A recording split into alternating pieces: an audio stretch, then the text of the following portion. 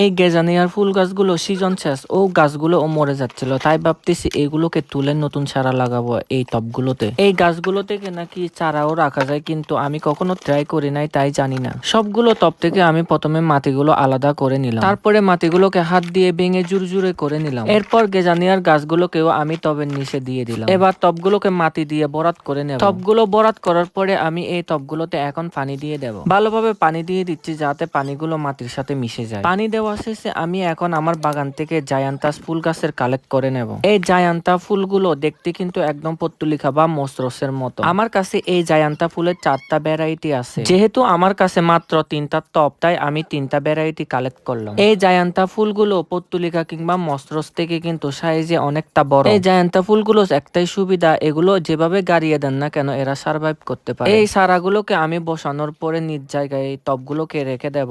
So my beautiful people, আজকে যাই, দেখা হচ্ছে আপনাদের সাথে পরের কোনো একটা ভিডিওতে। ভালো থাকবেন, সুস্থ থাকবেন, টাটা, বাই বাই।